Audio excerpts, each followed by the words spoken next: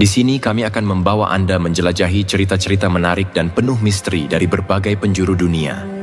Bersiaplah untuk merasakan ketegangan dan keajaiban dalam setiap kisah yang kami sajikan. Jangan lupa untuk like, komen, dan subscribe agar Anda tidak ketinggalan cerita seru lainnya. Mari kita mulai petualangan kita hari ini.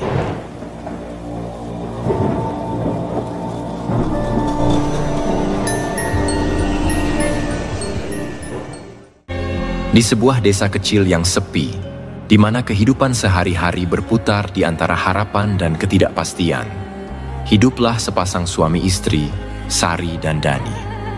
Mereka terlihat bahagia, meski diselimuti utang dan tekanan yang semakin mencekik. Dani, seorang pekerja keras, berjuang untuk memenuhi kebutuhan sehari-hari, sementara Sari berperan sebagai ibu rumah tangga yang setia, meski hati kecilnya merindukan kebebasan finansial. Namun, ketika tekanan hidup semakin tak tertahankan, Sari terpaksa mengambil jalan gelap demi mengubah nasib mereka. Di ujung harapan yang mulai pudar, Ibu Yanti, seorang wanita misterius, memperkenalkan Sari kepada dunia pesugihan. Sebuah jalan yang tampaknya menjanjikan kekayaan instan namun menyimpan konsekuensi mengerikan. Apa yang akan terjadi ketika ambisi dan keputusasaan berpapasan? Dan seberapa jauh Sari dan Dani akan melangkah untuk mendapatkan hidup yang mereka impikan. Saksikan kisah ini yang akan membawa Anda menelusuri jejak kelam dan tragedi yang menanti di balik keputusan yang mereka ambil. Sebelum kita lanjutkan kisahnya, kami ingin mendengar dari kalian. Tulis di kolom komentar dari mana kalian berasal dan kisah mistis apa yang pernah terjadi di sana, agar nanti bisa kita bahas di video-video selanjutnya.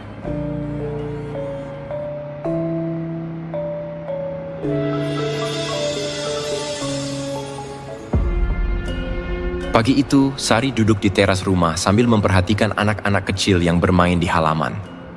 Senyumnya tipis, tapi dalam hati ia sedang memikirkan banyak hal.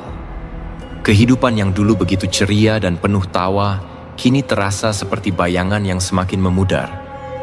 Ia mengingat masa-masa di mana segala sesuatunya terasa lebih ringan, sebelum semua tekanan ini datang.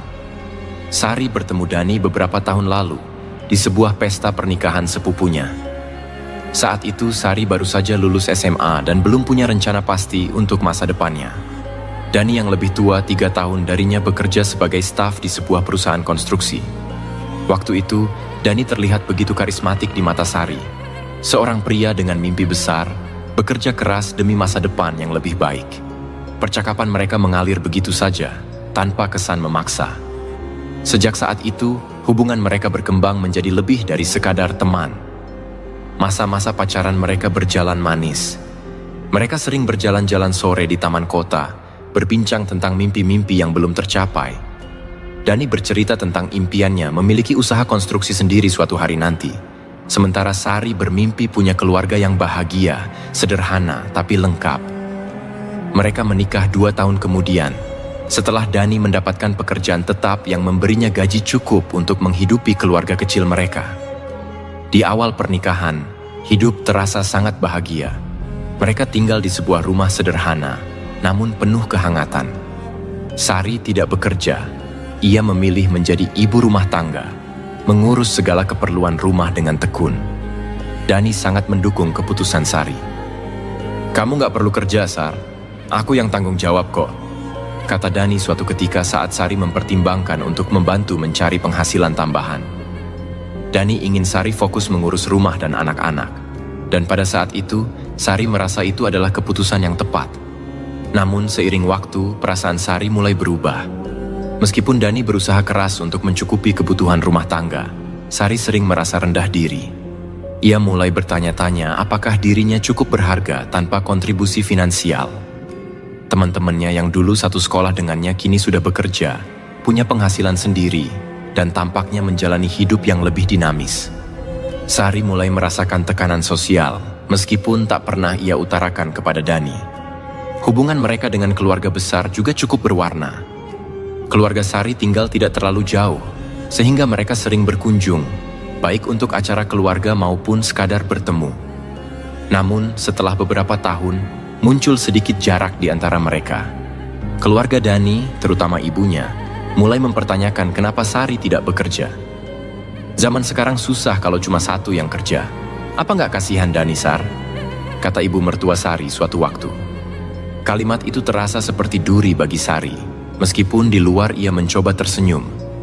Dani juga merasakan tekanan, meski ia jarang membicarakannya. Ia bekerja keras setiap hari, lembur sampai larut malam, demi memenuhi kebutuhan keluarga.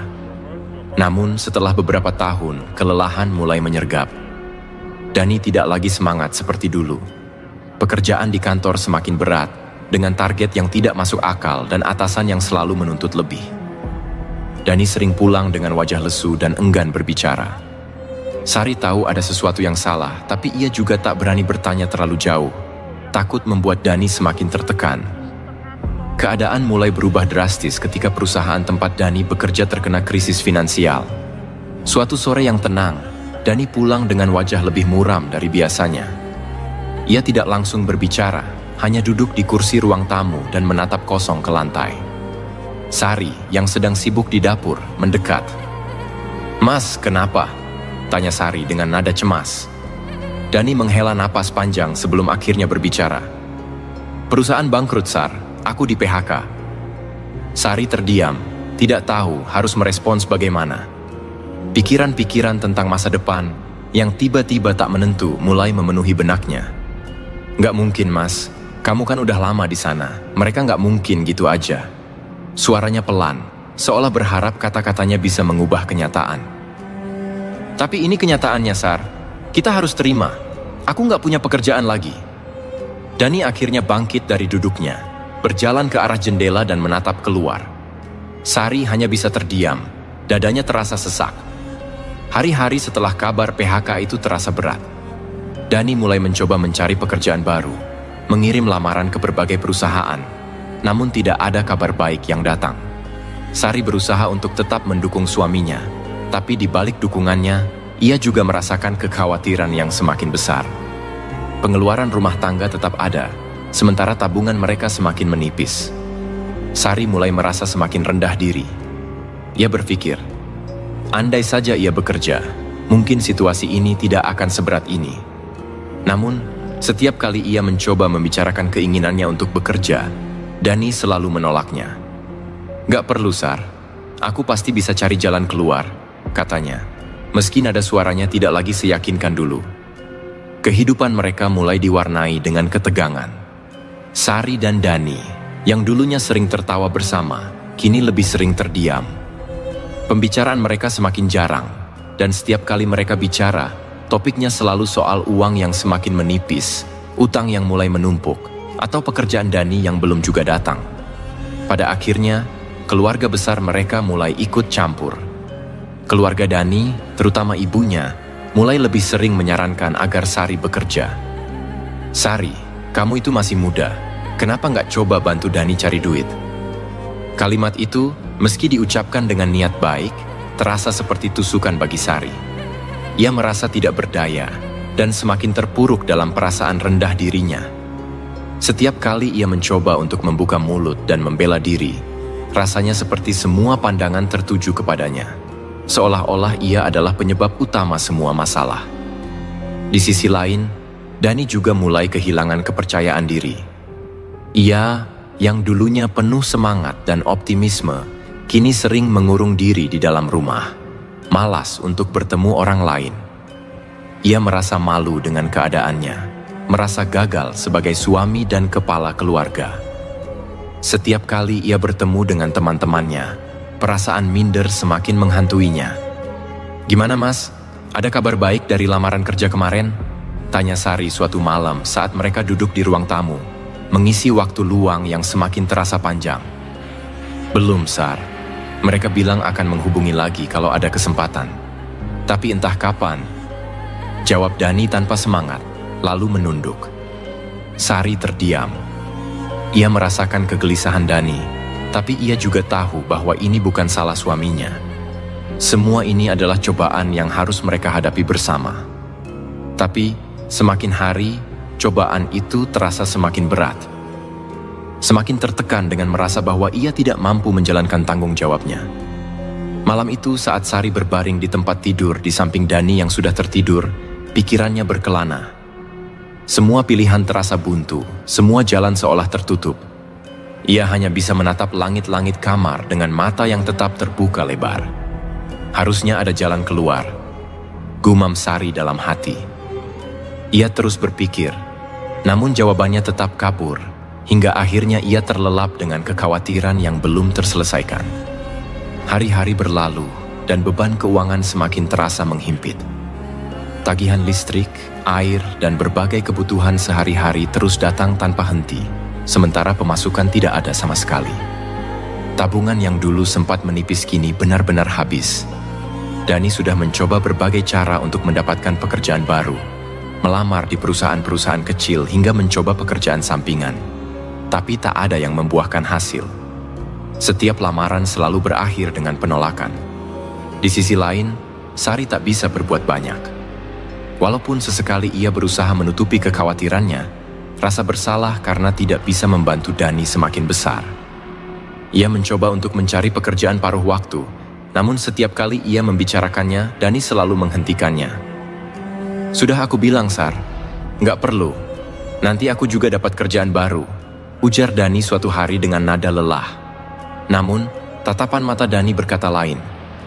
Dia semakin gelisah, sering terdiam, dan mulai kehilangan semangat. Setiap hari Dani keluar rumah, mencoba mencari pekerjaan di mana saja, tapi hasilnya tetap nihil. Wajahnya semakin pucat, dan matanya mulai sayu. Ketika utang mulai menumpuk, Sari dan Dani harus menghadapi ancaman penyitaan.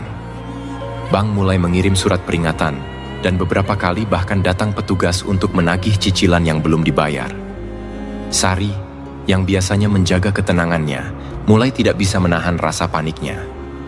Setiap kali ada ketukan di pintu, ia merasa dadanya berdetak lebih cepat. Suatu hari, seorang petugas dari bank datang kembali. Sari yang tengah di dapur langsung gugup saat mendengar suara ketukan keras di pintu depan. "Sari, di rumah?" panggil petugas itu dengan nada tegas. Sari menelan ludah. Dengan tangan yang sedikit gemetar, ia membuka pintu. Petugas bank itu berdiri dengan wajah tanpa ekspresi, menyerahkan selembar surat.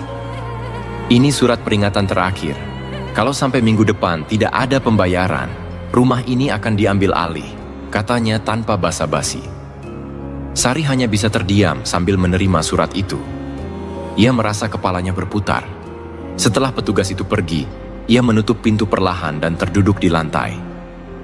Surat itu tergeletak di depannya, seolah-olah beratnya ribuan ton. Di dalam rumah yang sunyi, Sari merasa seluruh dunianya runtuh. Ketika Dani pulang sore harinya, Sari mencoba menyembunyikan surat itu.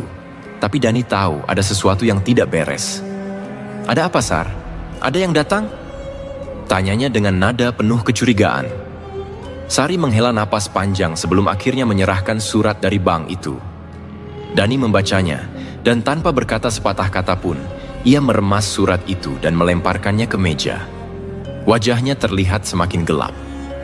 "Kita harus cari jalan keluar, Mas. Kita nggak bisa terus begini," kata Sari dengan suara pelan. Dani tidak menjawab. Ia hanya duduk di sofa dengan tatapan kosong. Ketenangannya mulai goyah, dan Sari bisa melihat perubahan pada suaminya. Ia sudah terlalu lama menahan tekanan, dan sekarang semuanya mulai menghancurkan dirinya dari dalam. Malam-malam berikutnya penuh dengan pertengkaran kecil. Setiap kali ada pembicaraan tentang uang atau tagihan yang belum dibayar, suasana langsung berubah panas. Dani seringkali meninggikan suara, sementara Sari hanya bisa menahan tangisnya. Mereka sudah terlalu lama hidup dalam ketidakpastian, dan rasa frustrasi mulai mengambil alih. "Kenapa nggak cari kerja yang lain, Mas? Apa aja, asal kita bisa bayar utang," kata Sari suatu malam ketika mereka sedang duduk di ruang tamu. "Aku udah coba, Sar. Aku udah coba semua yang bisa aku lakukan. Apa kamu pikir aku nggak mau kerja? Apa kamu pikir aku nggak peduli sama rumah tangga ini?" Dani menjawab dengan nada marah, membuat Sari terdiam. Sari menunduk. Ia tahu Dani tidak bermaksud menyalahkannya, tapi kata-kata itu tetap menyakitkan. "Aku cuma ingin bantu, Mas. Aku juga nggak mau lihat kita terus-terusan begini," jawabnya pelan. Suasana semakin tegang. Sari merasa semakin tidak berdaya, sementara Dani tampak semakin kehilangan harapan. Hubungan mereka yang dulunya penuh cinta dan perhatian, kini berubah menjadi penuh ketegangan dan rasa saling menyalahkan. Mereka jarang berbicara dengan tenang, dan bahkan saat mereka mencoba bicara, pembicaraan itu selalu berakhir dengan pertengkaran. Selain masalah keuangan, tekanan sosial dari lingkungan juga mulai dirasakan oleh Sari. Tetangga-tetangganya yang dulu akrab kini mulai menjauh. Setiap kali Sari pergi ke pasar atau sekadar ke warung, ia bisa merasakan tatapan-tatapan sinis dari orang-orang di sekitarnya. Mereka mulai bergosip tentang kondisi keluarganya. "Kamu dengar nggak? Si Sari itu katanya suaminya nganggur udah berbulan-bulan," bisik seorang ibu-ibu di warung kepada temannya. "Iya, kasihan juga sih. Tapi ya gimana? Kalau cuma ngandelin satu penghasilan aja sekarang susah. Lihat tuh, utang mereka di mana-mana," sahut yang lain sambil menggelengkan kepala. Sari sering mendengar bisik-bisik itu, meskipun orang-orang berusaha berbicara dengan pelan. Ia tahu apa yang mereka bicarakan, dan itu menambah beban di pundaknya. Rasa malu dan rendah diri semakin mendalam, seiring dengan kecemasan tentang masa depan keluarganya. Dani, yang biasanya santai saat berinteraksi dengan tetangga, mulai menutup diri. Ia tidak lagi sering keluar rumah atau bersosialisasi seperti dulu. Setiap kali mereka berdua berada di luar, Dani selalu merasa ada yang mengawasinya, ada yang membicarakannya di belakang. Hal ini semakin membuatnya terpuruk. Dani mulai sering menghindari orang-orang, mengurung diri di dalam kamar, dan jarang berbicara dengan Sari. Dalam diam, Sari merasakan ketegangan itu semakin menggerogoti rumah tangganya. Keintiman yang dulu mereka miliki perlahan memudar, digantikan oleh rasa frustrasi dan kesedihan.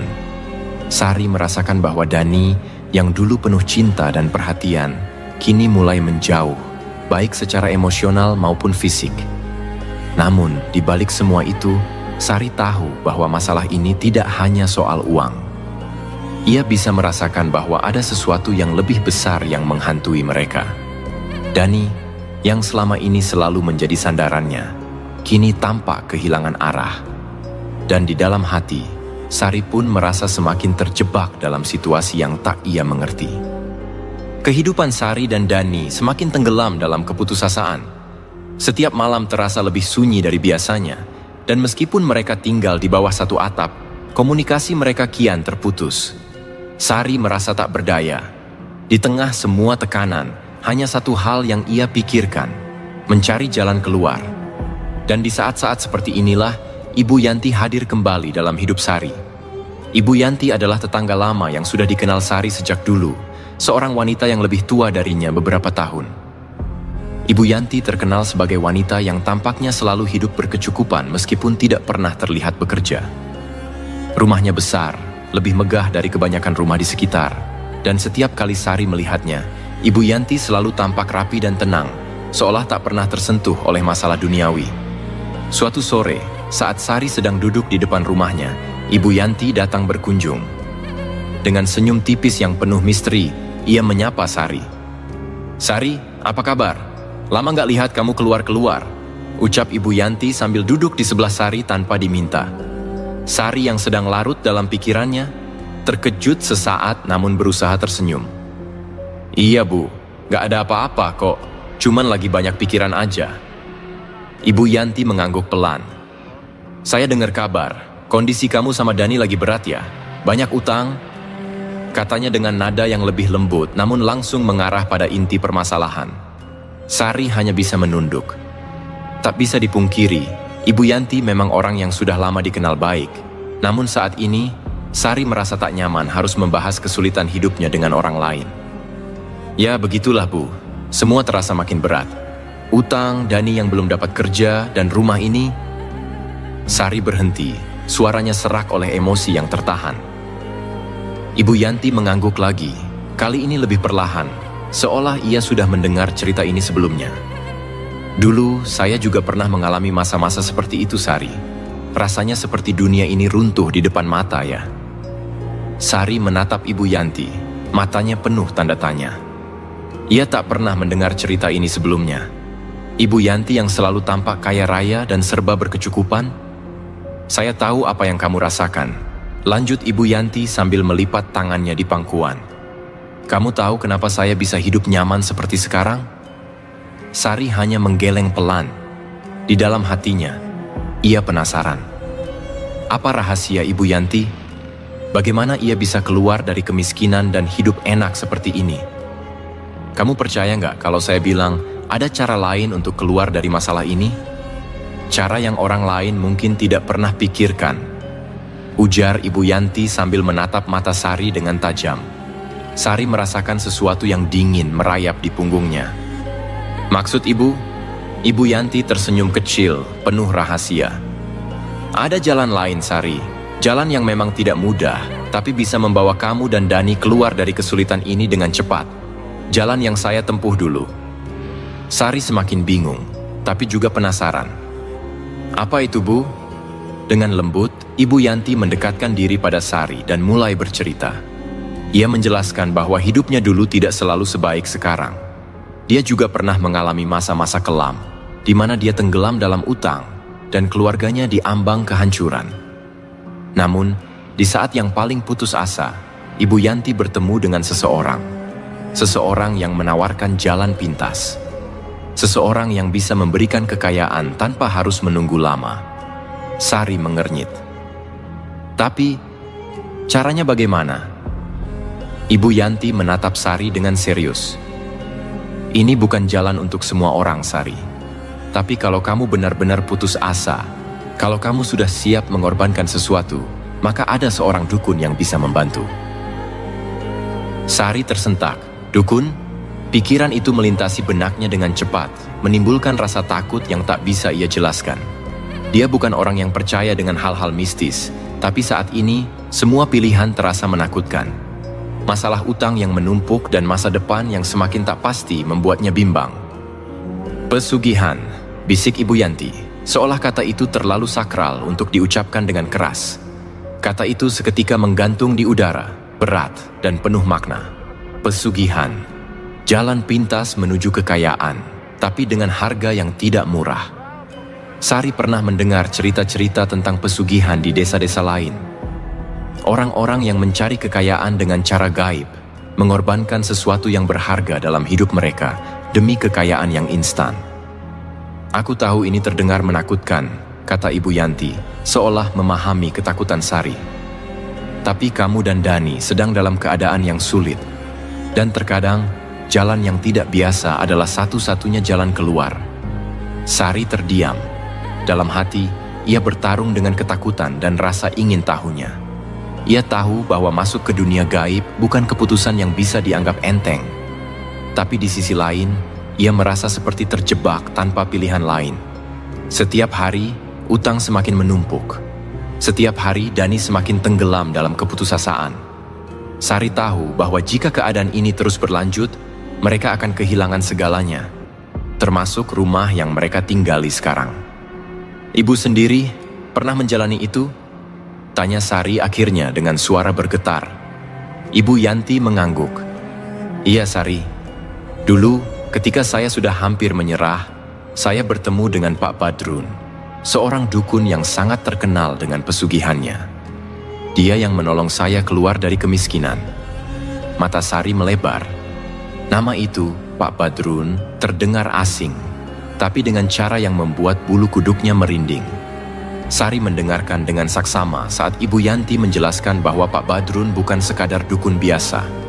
Dia memiliki kekuatan yang mampu mendatangkan kekayaan dengan cepat, tapi tentu saja, semua itu ada harganya. Tapi apa harganya, Bu? Tanya Sari pelan. Pikirannya penuh dengan gambaran menakutkan tentang ritual-ritual mistis. Ibu Yanti terdiam sejenak, seolah memilih kata-kata dengan hati-hati. Setiap orang berbeda, Sari. Pengorbanannya tidak selalu sama, tapi yang jelas, itu akan mengubah hidupmu selamanya. Hati Sari bergetar. Pesugihan?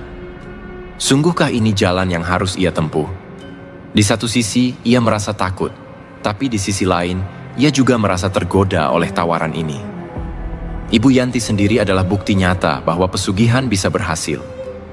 Ia kini hidup berkecukupan, terbebas dari utang, dan tampaknya tidak pernah lagi merasakan kesulitan. Tapi apa yang telah dikorbankan Ibu Yanti untuk mencapai itu semua? Sari berpikir panjang. Apakah ia sanggup menjalani itu? Apakah ia rela mengorbankan sesuatu yang tak ternilai harganya demi kekayaan?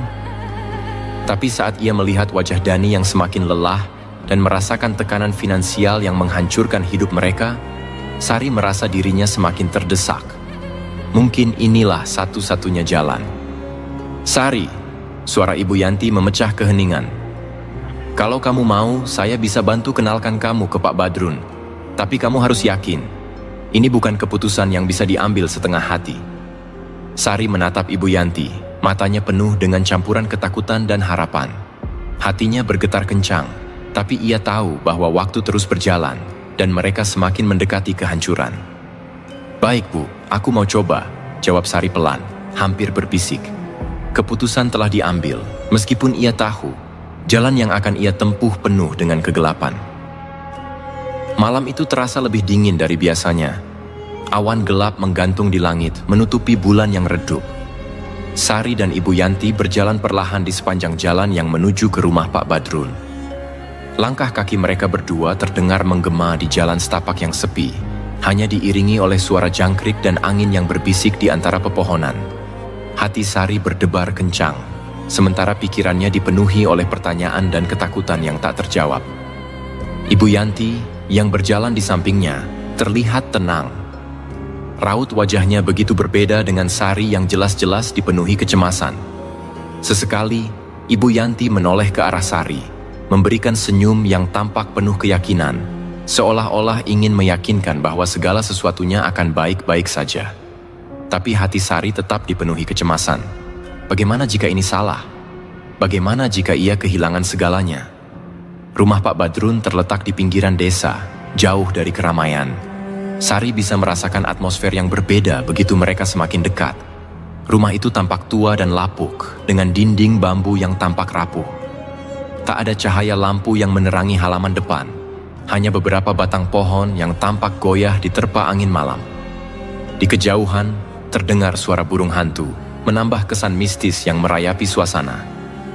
"Sudah sampai, Sari," kata Ibu Yanti dengan suara rendah. Sari mengangguk, meskipun tubuhnya terasa berat. Dalam hatinya, ia ingin berlari, meninggalkan tempat ini dan kembali ke kehidupan lamanya, meskipun itu berarti kembali ke kesulitan yang tak berujung. Tapi, bayangan utang yang semakin menumpuk, ancaman kehilangan rumah, dan wajah lelah Dani terus menghantui pikirannya. Mereka berdiri di depan pintu rumah Pak Badrun yang sudah tua. Ibu Yanti mengetuk pelan pintu kayu itu 3 kali. Suara ketukan terdengar menggema dalam kegelapan. Beberapa detik kemudian, pintu terbuka perlahan, memperlihatkan sosok pria tua dengan rambut putih kusut dan tatapan mata yang dingin. Ini adalah Pak Badrun. "Masuklah." Suara Pak Badrun terdengar rendah namun memerintah, membuat Sari merasa semakin kecil. Ibu Yanti menuntun Sari masuk ke dalam rumah yang hampir tidak memiliki penerangan. Hanya ada beberapa lilin kecil yang menyala di sudut ruangan, memberikan bayangan aneh di dinding bambu. Bau dupa menyengat langsung menusuk hidung Sari, membuatnya merasa pusing seketika.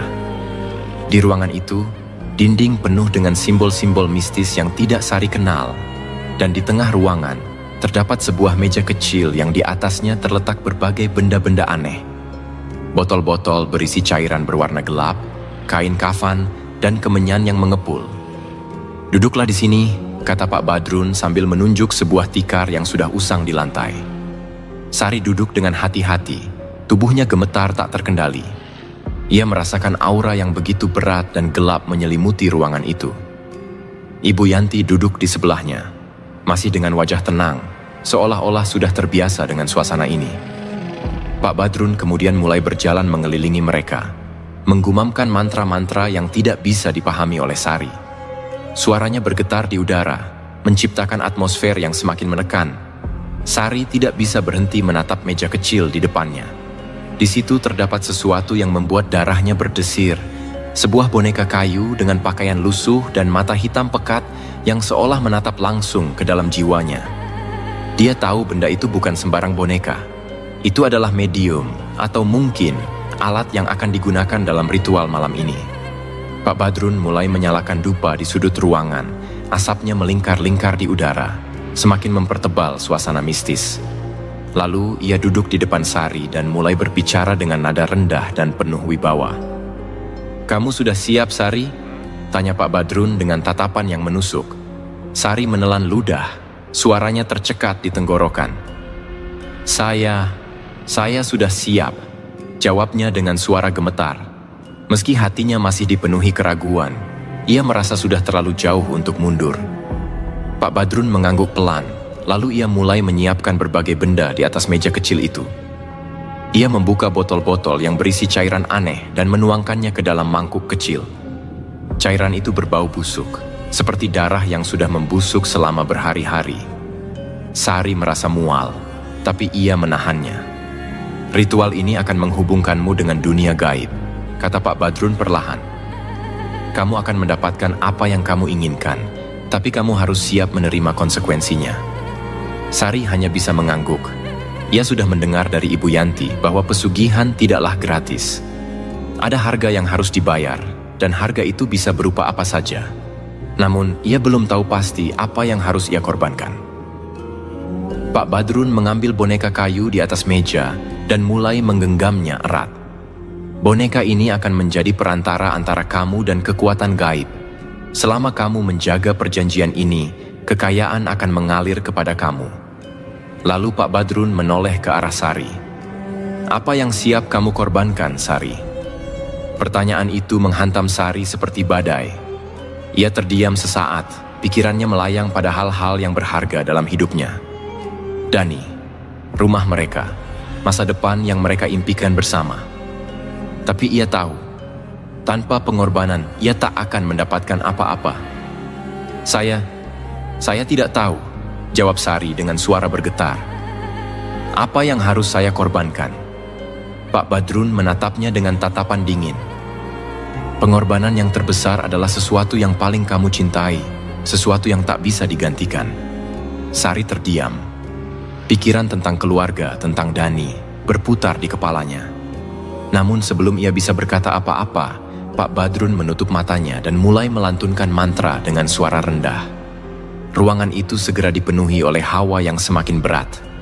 Asap kemenyan semakin pekat, dan Sari merasakan suhu di ruangan itu turun drastis. Sari duduk di sana, diam, membiarkan mantra-mantra itu meresap ke dalam dirinya. Semakin lama, semakin ia merasa bahwa ada sesuatu yang berbeda di dalam ruangan. Udara terasa semakin tebal, dan telinganya mulai menangkap suara-suara aneh.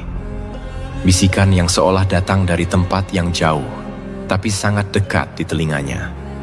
Hatinya semakin berdebar, dan jantungnya berdegup kencang.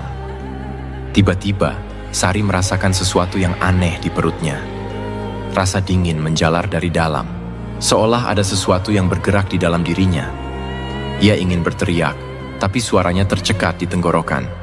Tubuhnya kaku, tidak bisa bergerak. Pak Badrun terus melantunkan mantra, dan suara bisikan semakin jelas, membentuk kata-kata yang tidak Sari pahami. Saat itu, Sari merasa kehadiran sesuatu yang sangat menakutkan di dekatnya. Suatu kehadiran yang bukan manusia, bukan pula makhluk yang pernah ia bayangkan. Sesosok bayangan hitam, besar dan tinggi, berdiri di sudut ruangan. Sosok itu mengawasinya, seolah menunggu keputusan yang harus ia buat. Pak Badrun membuka matanya dan menatap Sari dengan tatapan tajam. "Kamu harus membuat pilihan, Sari.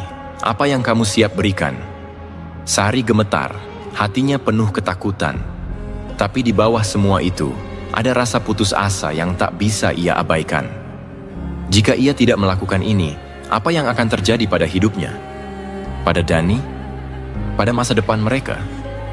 Dengan suara yang hampir tak terdengar, Sari berkata, "Saya siap mengorbankan keturunan saya." Seketika, ruangan itu terasa seperti meledak dalam keheningan.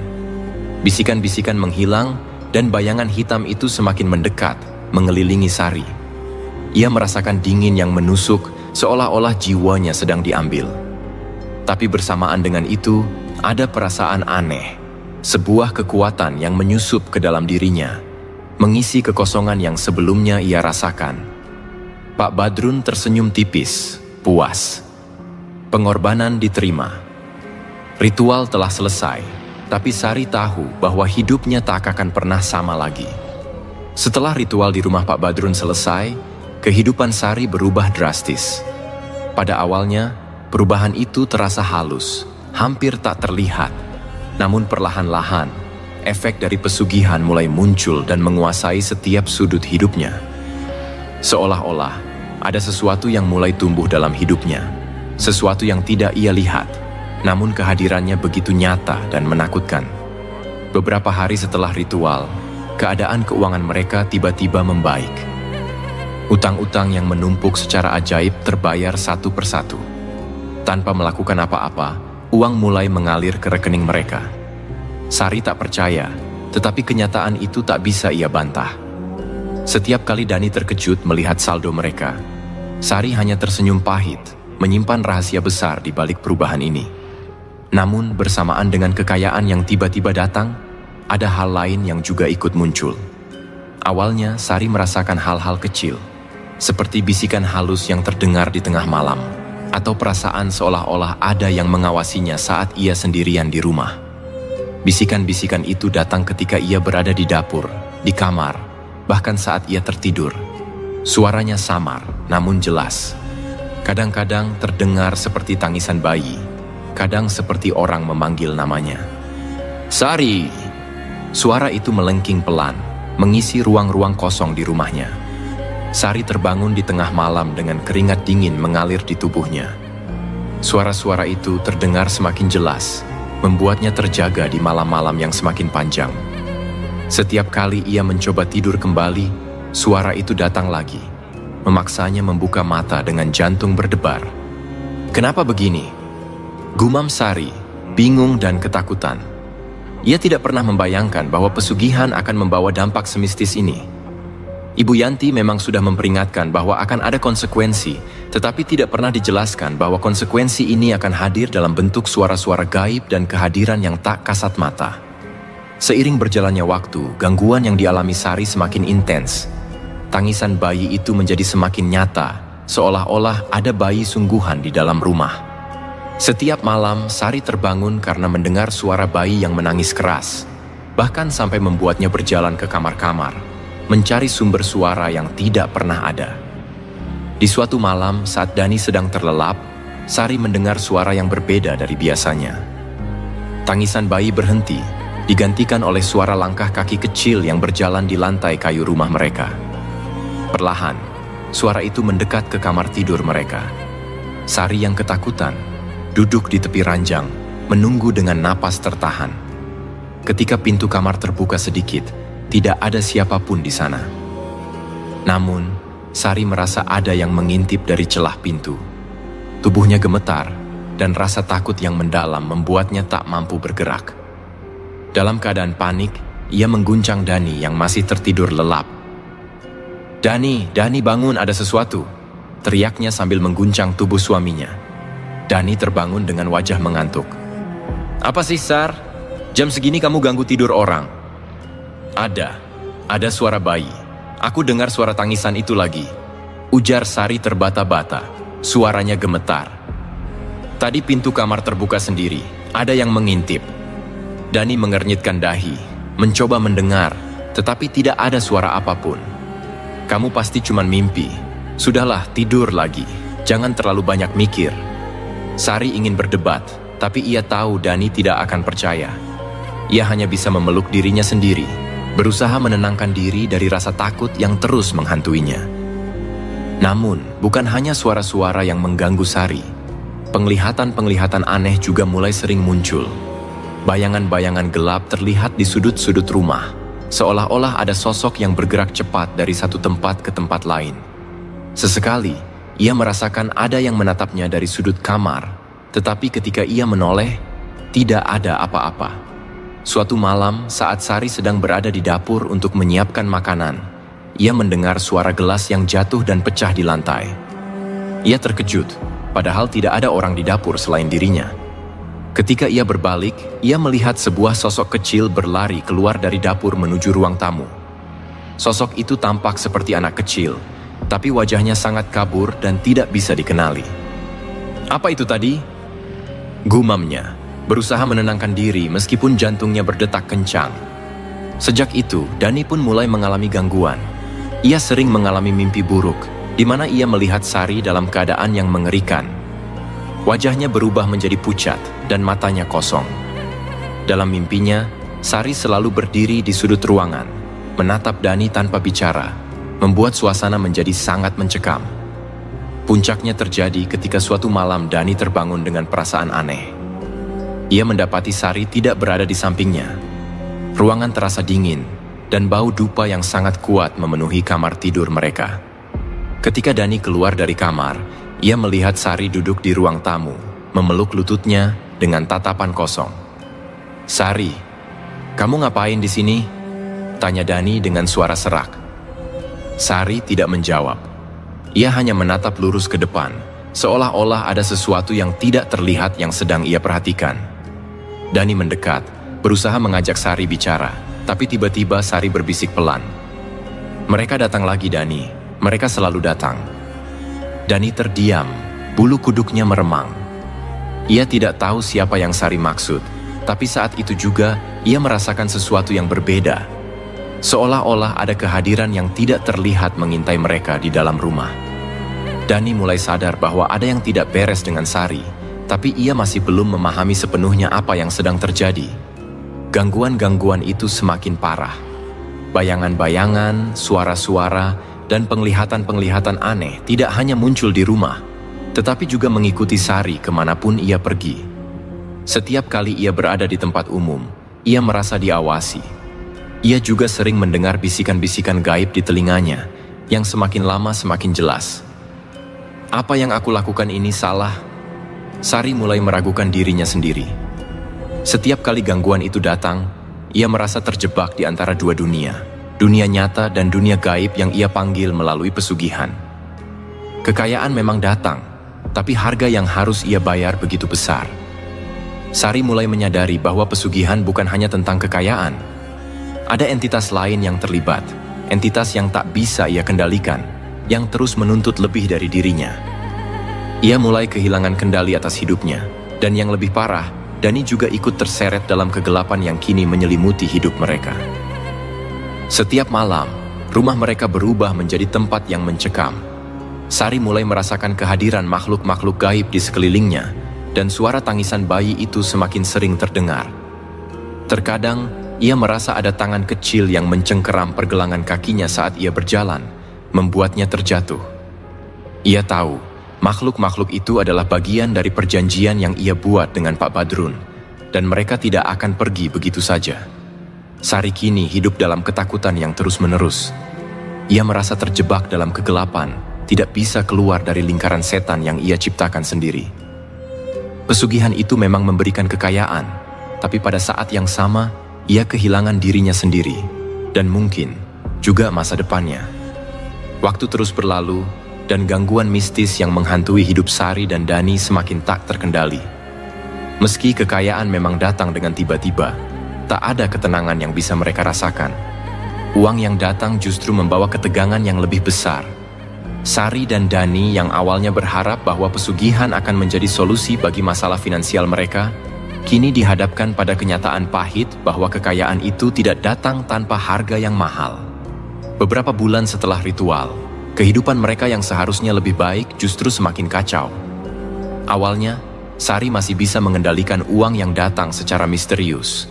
Entah itu melalui keuntungan dari usaha kecil yang mereka mulai, atau bantuan tak terduga dari orang-orang sekitar. Namun, seiring berjalannya waktu, kekayaan itu mulai melambat, bahkan berhenti sama sekali.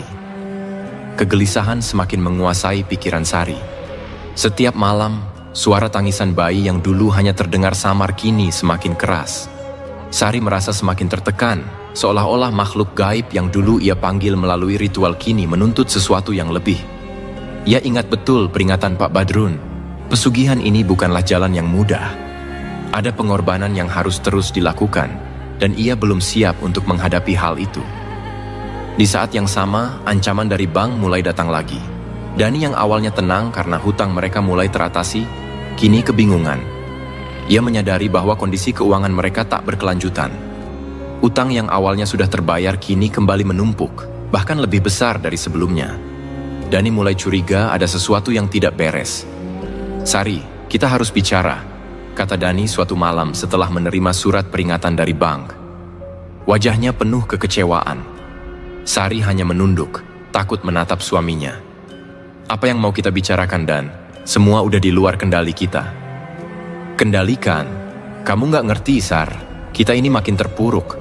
Hutang kita nggak berkurang, malah makin banyak. Aku nggak ngerti lagi dari mana uang kita datang selama ini." Dani meremas surat di tangannya, frustrasi. "Kamu harus jujur sama aku. Ada yang nggak beres." Sari mencoba tetap tenang, meski hatinya semakin hancur. Ia tahu pada titik ini, tak ada gunanya lagi berbohong. "Aku nggak bisa jelasin semua, Dani. Tapi aku udah ngelakuin sesuatu. Sesuatu yang aku kira bakal bantu kita keluar dari semua masalah ini." Dani mengerutkan dahi. Bingung. "Apa maksudmu? Apa yang udah kamu lakuin?" Sari menarik napas dalam-dalam, berusaha mengumpulkan keberanian. Aku ikut pesugihan dan aku pergi ke dukun dan dia bilang, ini satu-satunya cara buat kita bertahan. Awalnya berhasil, tapi sekarang semuanya kacau." Wajah Dani seketika memucat. Ia terpaku mendengar pengakuan Sari, tidak tahu harus berkata apa. "Pesugihan? Kamu serius, Sar? Kenapa kamu nggak pernah cerita dari awal?" "Aku takut, Dan. Aku takut kamu bakal marah. Takut kamu nggak ngerti. Aku cuma pengen bantu kita keluar dari semua ini. Aku cuma pengen kita bahagia lagi," jawab Sari dengan suara bergetar. Dani berdiri, berjalan mondar-mandir di ruang tamu, bingung dan marah. "Kamu nggak sadar apa yang kamu lakuin, Sari? Pesugihan? Kamu ngundang sesuatu yang lebih buruk dari sekadar masalah finansial. Kita ini manusia biasa, nggak bisa main-main sama hal-hal kayak gitu." "Aku tahu, tapi aku udah terlanjur masuk, Dan sekarang kita nggak bisa keluar. Mereka terus datang. Makhluk-makhluk itu, tangisan bayi, mereka nggak akan berhenti." Sari mulai menangis, ketakutan.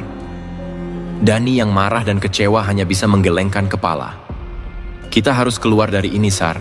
Aku nggak peduli berapa banyak uang yang kita butuhkan, tapi aku nggak akan biarin keluargaku dihancurkan oleh pesugihan. Kita harus cari cara buat lepas." Tapi semua sudah terlanjur.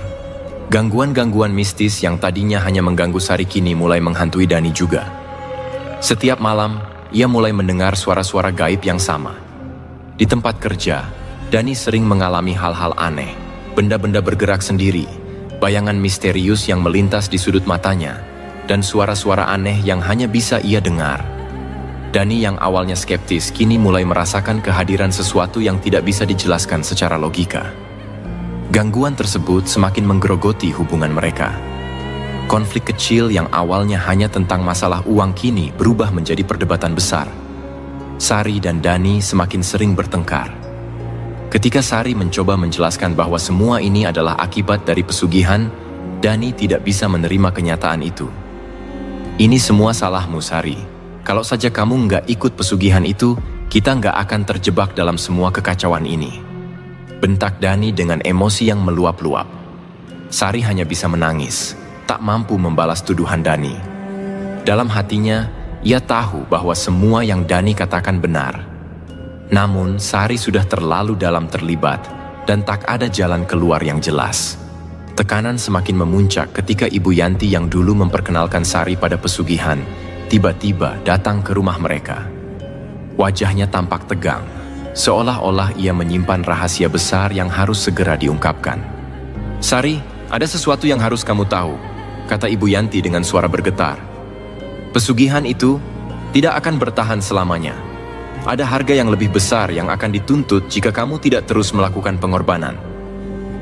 "Apa maksudnya, Bu?" tanya Sari dengan cemas. "Makhluk-makhluk itu tidak puas hanya dengan kekayaan. Mereka menuntut lebih, dan jika kamu tidak memberikan apa yang mereka inginkan, mereka akan mengambilnya sendiri. Itu sebabnya kamu merasa mereka semakin sering datang.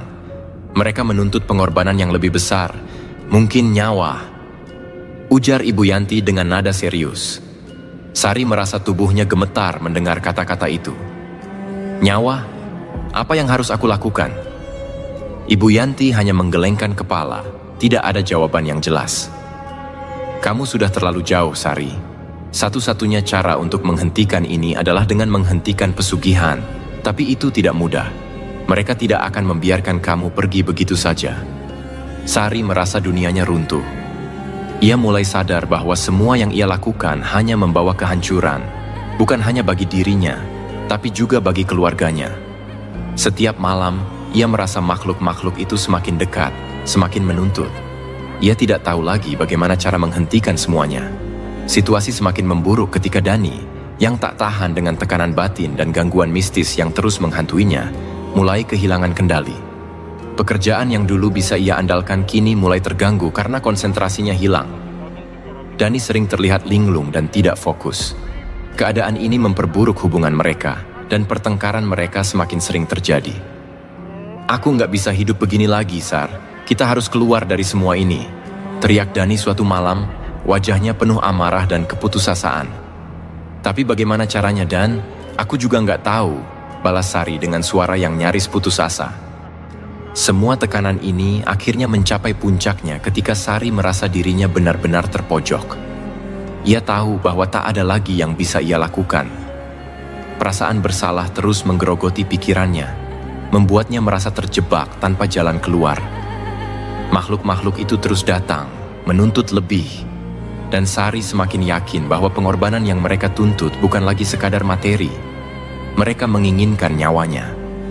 Pada suatu malam yang kelam, di tengah suara-suara gaib yang terus mengusiknya, Sari merasa tidak sanggup lagi. Suara tangisan bayi, bayangan makhluk-makhluk gaib, dan rasa takut yang terus menghantuinya akhirnya membuatnya menyerah. Malam itu, suasana rumah Sari dan Dani begitu mencekam. Suara tangisan bayi yang sebelumnya hanya terdengar samar kini jelas dan memekakan telinga, memenuhi setiap sudut rumah. Sari terbaring di atas ranjang, tubuhnya gemetar, tak sanggup menahan beban mental dan tekanan yang ia rasakan. Seluruh kehidupannya telah hancur, dan satu-satunya yang terus menghantui pikirannya adalah kesalahan fatal yang telah ia buat, pesugihan yang kini mengambil alih hidupnya. Dani sudah tidak lagi di rumah. Setelah pertengkaran hebat mereka beberapa hari sebelumnya, Dani memutuskan untuk pergi sementara, berharap bisa menemukan ketenangan dan merenungkan semua yang terjadi. Ia tak sanggup lagi menghadapi semua yang terjadi di rumah itu. Hatinya hancur, tapi ia tahu ia harus melarikan diri sebentar sebelum kehilangan kendali. Sari, di sisi lain, merasa terjebak. Tak ada lagi tempat untuk berlari atau bersembunyi. Suara tangisan bayi terus-menerus menyiksa pikirannya.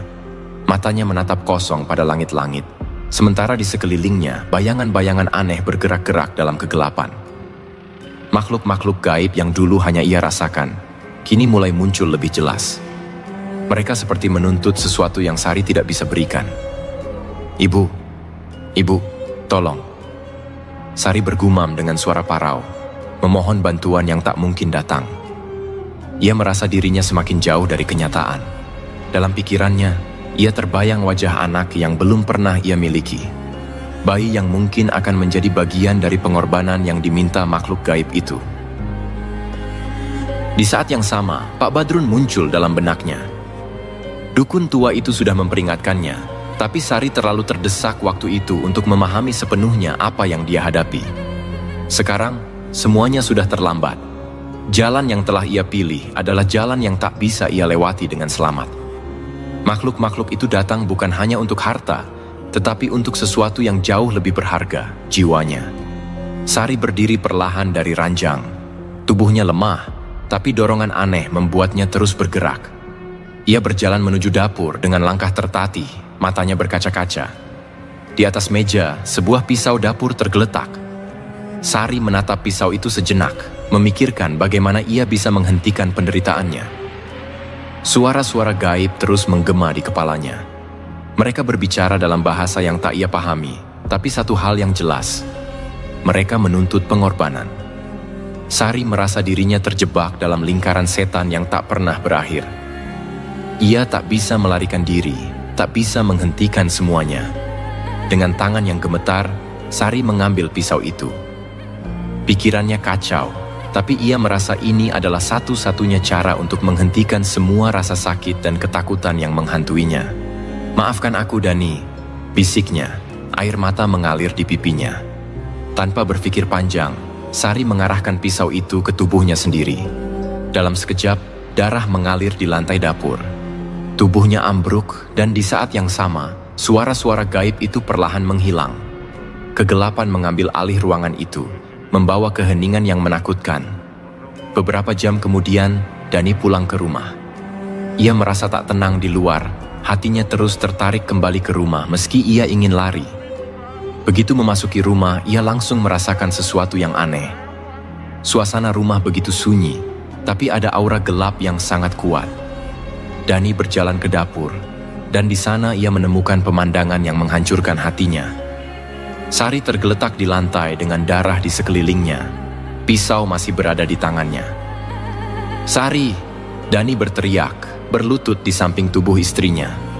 Ia mengguncang tubuh Sari, berharap ini semua hanya mimpi buruk, tapi Sari sudah tak bernyawa. Wajah Dani berubah pucat, tubuhnya gemetar hebat. Semua amarah, semua kebencian yang pernah ia rasakan kini berubah menjadi kesedihan yang tak terkatakan. Ia merasa kehilangan segalanya dalam sekejap. Tangisan Dani memenuhi ruangan, menggema di dinding-dinding yang hampa. Ia tak bisa menerima kenyataan bahwa istrinya yang ia cintai telah pergi dengan cara yang begitu tragis. Suasana mencekam dan mistis yang sebelumnya selalu mengganggu kini lenyap. Tapi Dani tahu bahwa ini adalah harga yang harus mereka bayar. Pesugihan itu tidak pernah membawa kebahagiaan, hanya kehancuran. Setelah kematian Sari, desas-desus di desa mulai beredar.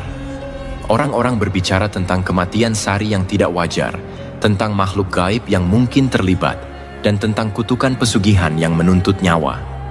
Rumah mereka, yang dulunya biasa saja, kini dikenal sebagai tempat terkutuk. Tak ada yang berani mendekat, terutama setelah beberapa warga mengaku melihat penampakan Sari di sekitar rumah itu, seolah-olah ia masih terjebak di antara dunia nyata dan dunia gaib. Dani yang kehilangan segalanya memilih untuk meninggalkan desa. Ia merasa bersalah dan tak sanggup lagi menghadapi masyarakat yang terus-menerus membicarakan tragedi itu. Di dalam hatinya, Dani tahu bahwa keputusan Sari untuk terlibat dalam pesugihan adalah sesuatu yang mereka buat bersama. Meskipun ia tidak tahu sejak awal, ketidakmampuannya mengatasi masalah keuangan juga turut andil dalam tragedi itu. Setiap malam, Dani masih mendengar suara tangisan bayi yang menghantui rumahnya.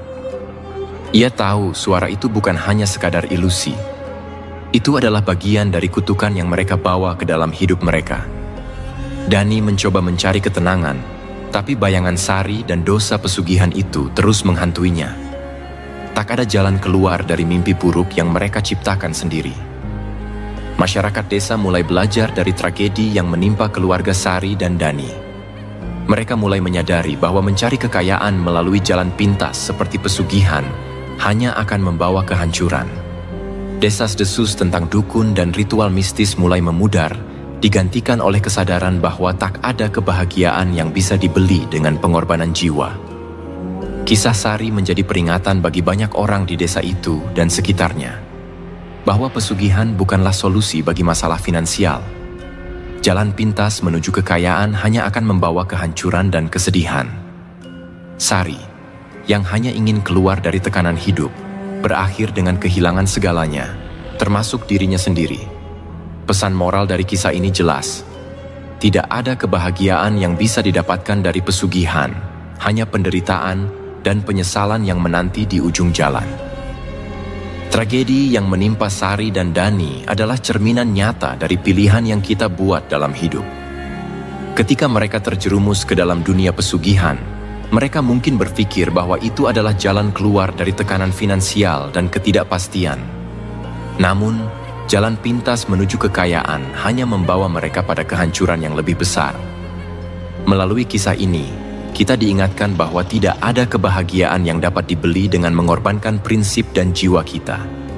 Ketika harapan mulai pudar, ingatlah bahwa setiap masalah memiliki solusi yang lebih baik daripada menjalin kesepakatan dengan dunia gelap. Kesabaran, kerja keras, dan kejujuran adalah kunci untuk mencapai impian kita tanpa merusak diri sendiri atau orang-orang yang kita cintai. Jangan biarkan ketidakpastian dan ketidakberdayaan menguasai hidup Anda. Belajarlah dari kesalahan Sari dan Dani, dan pilihlah jalan yang membawa Anda kepada kebaikan, bukan kebinasaan. Ingatlah, kekayaan sejati bukan hanya tentang materi, tetapi juga tentang bagaimana kita menjaga nilai-nilai dan hubungan yang berarti dalam hidup kita.